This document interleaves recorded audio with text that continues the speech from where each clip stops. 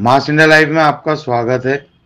मालेगांव शहर आउटर के आमदार वो राज्य के शिक्षा मंत्री दादा भूसे भी आ गए मैदान में।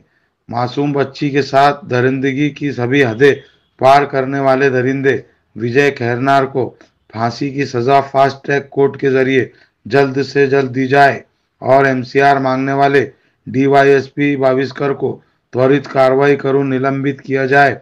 इस मुतालबे को लेकर मालेगांव में लाखों की तादाद में जन आक्रोश मोर्चा निकाला गया। मोर्चे में हरेक की जबान पर एक ही नारा था, नरधाम दरिंदे को फांसी दो, फांसी दो।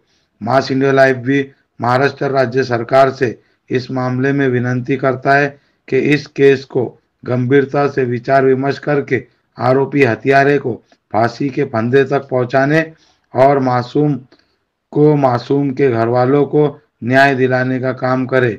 धन्यवाद। मास इंडिया के साथ शफीक खान की रिपोर्ट। आरोपीला फाशी, आरोपीला फाशी निषेध करतो, तुमचा अधिकार करतो।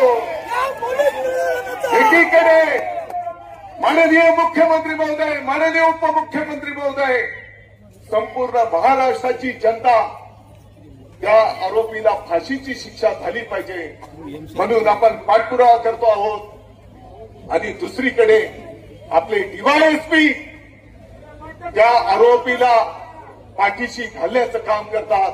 मला वाटतं की डोंगराळे आणि मालेगाव तालुक्याला बदनाम करण्याचं हे कुटील कारस्थान आहे आणि म्हणून ज्या डीवायएसपीने हे कृत्य केलेलं आहे, कारण ही केस जेव्हा कोर्टात चालेल तेवढे पुरावे, पोलिसांचा रिपोर्ट याच्यावर त्या आरोपीला फाशीची शिक्षा होणार आहे। माननीय मुख्यमंत्री महोदयांनी फास्ट ट्रॅक कोर्ट, वरिष्ठ वकील तज्ञ देण्यात निर्णय केला आणि कोणाच्या सांगण्यावरून तो डीवायएसपी त्या ठिकाणी स्वतःहून कोर्टाच्या समोर मॅजिस्ट्रेट कस्टडी मागतो, म्हणजे तो आरोपी मॅजिस्ट्रेट कस्टडीत जाईल आणि पुढच्या टप्प्यामध्ये त्याला जामीन मागण्याचा अधिकार प्राप्त होईल। आणि म्हणून या गोष्टीचा मी निषेध करतो।